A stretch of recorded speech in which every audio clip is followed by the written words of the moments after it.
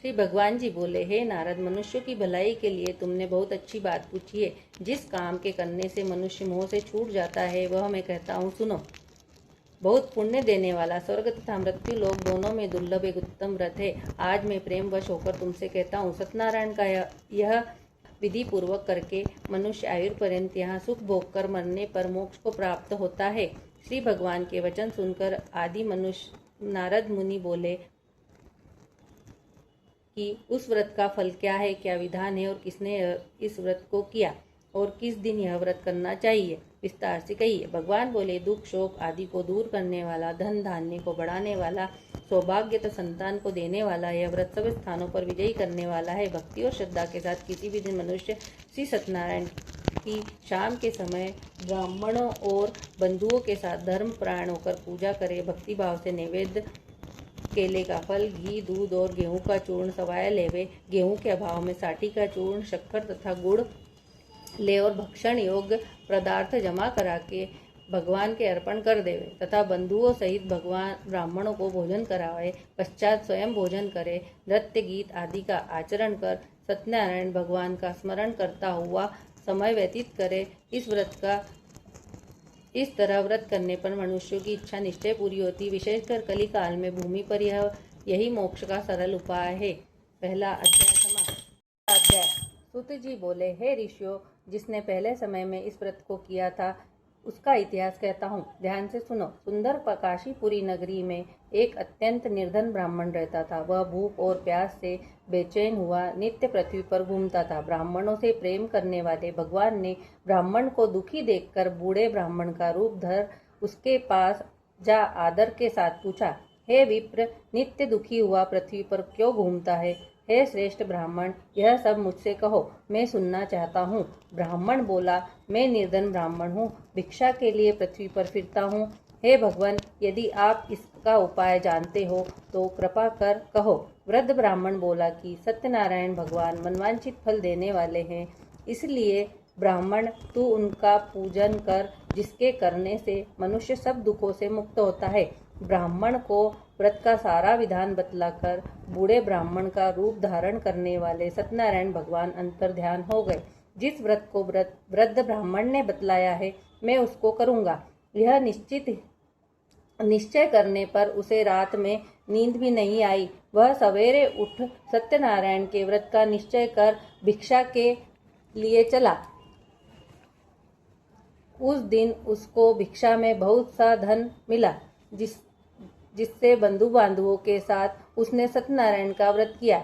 इसके करने से वह ब्राह्मण सब दुखों से छूटकर अनेक प्रकार की संपत्तियों से युक्त हुआ। उस समय से वह ब्राह्मण हर मास व्रत करने लगा। इस तरह सत्यनारायण भगवान के व्रत को जो करेगा वह सब पापों से छूटकर मोक्ष को प्राप्त होगा। आगे जो पृथ्वी पर सत्यनारायण का व्रत करेगा वह मनुष्य सब दुखों से छूट जाएगा। इस तरह नारद जी ने सत्यनारायण का कहा हुआ यह व्रत मैंने तुमसे कहा। हे विप्रो, मैं अब और क्या कहूँ? ऋषि बोले, हे मुनीश्वर, संसार में इस ब्राह्मण से सुनकर किस किस ने इस व्रत को किया, हम सब वह सुनना चाहते हैं। इसके लिए हमारे मन में श्रद्धा है। सूत जी बोले, हे मुनियों, जिसने इस व्रत को किया है वह सब सुनो। एक समय ब्राह्मण धन और ऐश्वर्य के अनुसार बंधु बांधवों के साथ व्रत करने को तैयार हुआ। उसी समय एक लकड़ी बेचने वाला बूढ़ा आदमी आया और बाहर लकड़ियों को रखकर ब्राह्मण के मकान में गया। प्यास से दुखी लकड़हारा उनको व्रत करते देखकर ब्राह्मण को नमस्कार कर कहने लगा कि आप यह क्या कर रहे हैं और इसको करने से क्या फल मिलता है? कृपा करके मुझसे कहो। ब्राह्मण ने कहा, सब मनोकामनाओं को पूरा करने वाला यह सत्यनारायण भगवान का व्रत है। इसकी ही कृपा से मेरे यहाँ धन धान्य आदि की वृद्धि हुई है। ब्राह्मण से इस व्रत के बारे में जानकर लकड़हारा बहुत प्रसन्न हुआ। चरणामृत ले और प्रसाद खाने के बाद अपने घर को गया। लकड़हारे ने अपने मन में इस प्रकार का संकल्प किया कि आज ग्राम में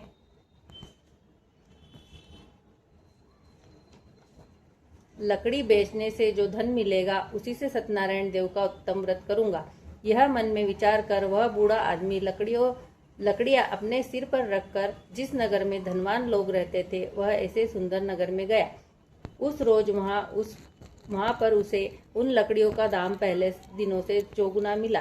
तब वह बूढ़ा लकड़हारा दाम ले और अति प्रसन्न होकर पक्के केले की फली, शक्कर, घी, दुग्ध, दही और गेहूं का चूर्ण इत्यादि सत्यनारायण भगवान के व्रत की कुल सामग्रियों को लेकर अपने घर गया।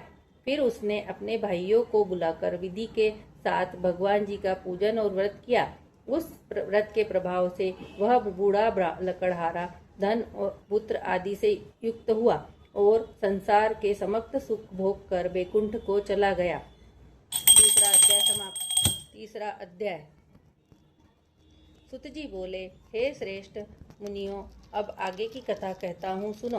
पहले समय में उल्कामुख नाम का एक बुद्धिमान राजा था। वह सत्यवक्ता और जितेंद्रिय था। प्रतिदिन देव स्थान पर जाता तथा गरीबों को धन देकर उनके कष्ट दूर करता। उसकी पत्नी कमल के समान मुख वाली और सती साध्वी थी। भद्रशिला नदी के तट पर उन दोनों ने श्री सत्यनारायण का व्रत किया। उस समय में वहाँ एक साधु वैश्य आया। उसके पास व्यापार के लिए बहुत सारा धन था। वह नाव को किनारे पर ठहरा कर राजा के पास गया और राजा का व्रत करते हुए देखकर विनय के साथ पूछने लगा, हे राजन, भक्ति युक्त चित्त से यह आप क्या कर रहे हैं? मेरी सुनने की इच्छा है, सो आप मुझे बताइए। राजा बोला, हे साधु, अपने बांधवों के साथ पुत्रादि की प्राप्ति के लिए यह महाशक्तिवान सत्यनारायण भगवान का व्रत पूजन किया जा रहा है। राजा के वचन सुनकर साधु आदर से बोला, हे राजन, मुझसे इसका सब विधान कहो। मैं भी आपके कथनानुसार इस व्रत को करूंगा। मेरे भी कोई संतान नहीं है और इससे निश्चय ही होगी। राजा ने सब विधान सुन व्यापार से निवृत्त हो वह आनंद के साथ घर गया।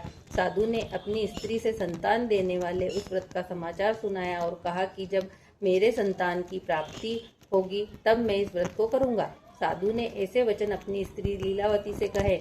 एक दिन उसकी स्त्री लीलावती पति के साथ आनंदित हो सांसारिक धर्म में प्रवृत्त होकर सत्यनारायण की भगवान की कृपा से गर्भवती हो गई तथा 10वें महीने में उसके एक सुंदर कन्या का जन्म हुआ।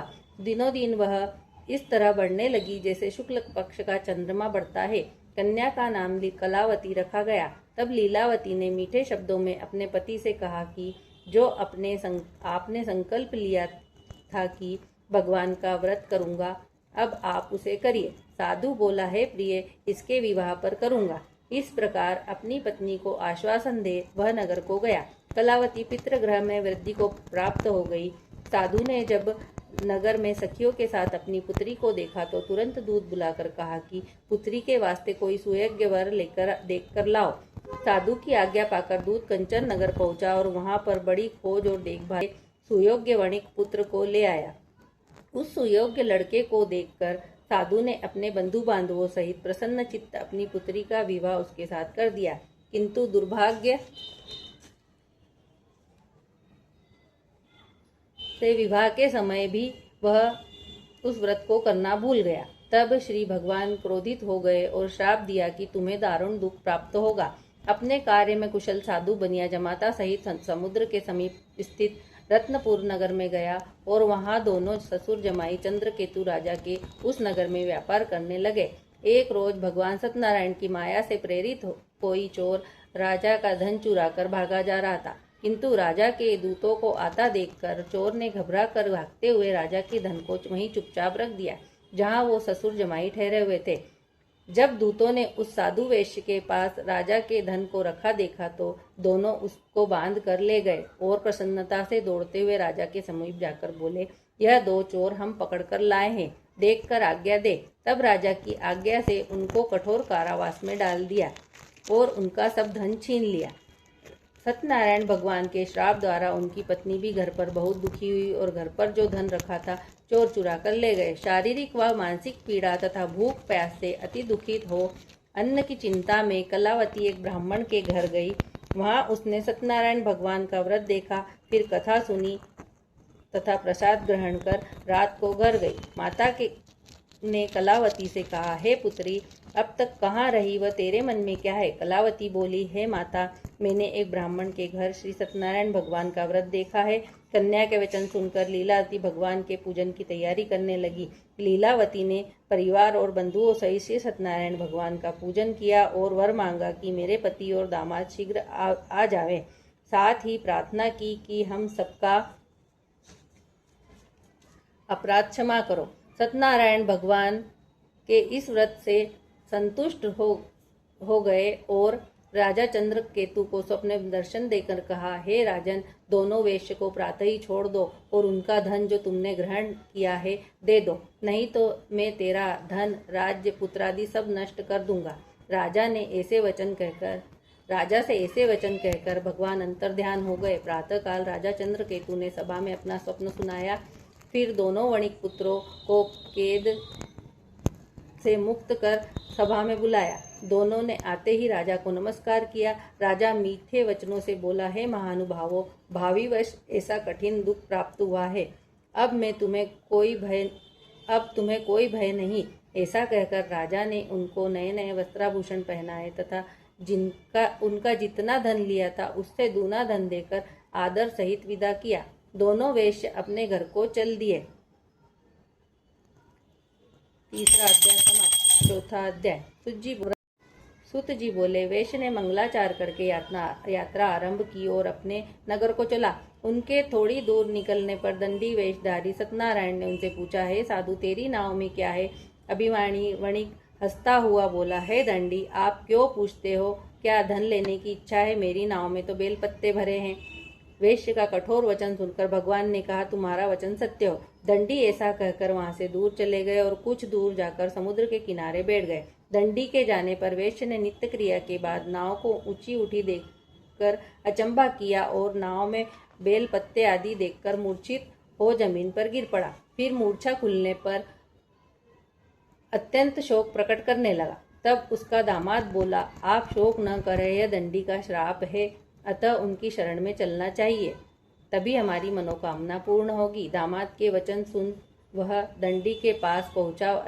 अंत भक्ति भाव से नमस्कार करके बोला, मैंने जो आपसे कहा असत्य वचन कहे थे उनको क्षमा करो। ऐसा कहकर महान शोकातुर हो रोने लगा। तब दंडी भगवान बोले, हे वणिक पुत्र, मेरी आज्ञा से बार बार तुम्हें दुख प्राप्त हुआ है। तू मेरी पूजा से विमुख हुआ है। साधु बोला, हे भगवान, आपकी माया से मोहित ब्रह्मा आदि भी आपके रूप को नहीं जानते, तब मैं अज्ञानी कैसे जान सकता हूँ? आप प्रसन्न होइए, मैं सामर्थ्य के अनुसार आपकी पूजा करूँगा। मेरी रक्षा करो और पहले के समान नौका में धन भर दो। उसके भक्ति युक्त वचन सुनकर भगवान प्रसन्न हो उसकी इच्छा अनुसार वर देकर अंतर्ध्यान हो गए। तब उन्होंने नाव पर आकर देखा कि नाव धन से परिपूर्ण है। फिर वह भगवान सत्यनारायण का पूजन कर साथियों सहित अपने नगर को चला। अब अपने नगर के निकट पहुंचा तब दूत को घर भेजा। दूत ने साधु के घर जाकर उसकी स्त्री को नमस्कार कर कहा कि साधु अपने दामाद सहित इस नगर के समीप आ गए हैं। ऐसा वचन सुन साधु की स्त्री ने बड़े हर्ष के साथ सत्यदेव का पूजन कर पुत्री से कहा, मैं अपने पति के दर्शन को जाती हूँ, तू कार्य पूर्ण कर शीघ्र आ। माता के ऐसे वचन सुनकर कलावती प्रसाद छोड़कर पति के पास गई। प्रसाद की अवज्ञा के कारण सत्यदेव ने रुष्ट हो उसके पति को नाव सहित पानी में डुबो दिया। कलावती अपने पति को न देखकर रोती हुई जमीन पर गिर गई। इस तरह नौका को डूबा हुआ तथा कन्या को रोता हुआ देख साधु दुखित हो बोला, हे प्रभु, मुझसे या मेरे परिवार से जो भूल हुई है उसे क्षमा करो। उसके दीन वचन सुनकर सत्यदेव प्रसन्न हो गए और आकाशवाणी हुई, हे साधु, तेरी कन्या मेरे प्रसाद को छोड़कर आई है, इसलिए इसका पति अदृश्य हुआ है। यदि वह घर जाकर प्रसाद खाकर लौटे तो इसे पति अवश्य मिलेगा।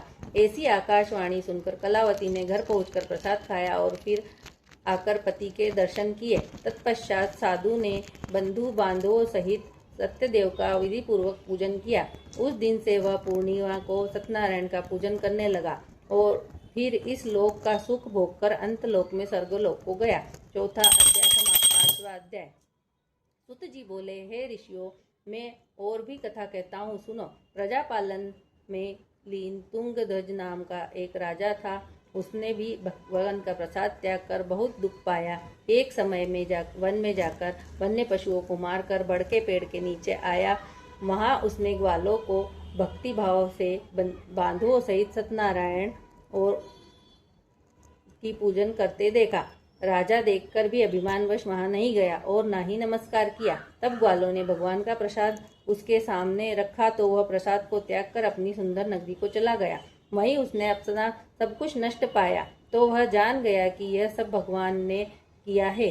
तब वह विश्वास कर ग्वालों के समीप गया और विधि पूर्वक पूजन कर प्रसाद खाया तो सत्यदेव की कृपा से पहले जैसा था वैसा हो गया। फिर दीर्घ काल तक सुख भोग कर मरने पर स्वर्गलोक को गया। जो मनुष्य इस परम दुर्लभ व्रत को करेगा, भगवान की कृपा से उसे धन धान्य की प्राप्ति होगी। निर्धन धनी और बंदी बंधन से मुक्त होकर निर्भय हो जाता है। संतानहीनों को संतान प्राप्ति होती है तथा सब मनोरथ पूर्ण होकर अंत में वैकुंठ धाम को जाता है। जिन्होंने इस व्रत को किया, अब उनके दूसरे जन्म की कथा कहता हूँ। वृद्ध शतानंद ब्राह्मण ने सुदामा का जन्म लेकर मोक्ष को पाया। उल्कामुख नाम का राजा दशरथ होकर वैकुंठ को प्राप्त हुआ। साधु नाम के वैश्य ने मोर ध्वज बनकर अपने पुत्र को आरे से चीरकर मोक्ष को प्राप्त किया। महाराज तुंगध्वज ने स्वयंभू होकर भगवान में भक्ति युक्त कर्म कर मोक्ष को प्राप्त हुआ। 5वां अध्याय समाप्त।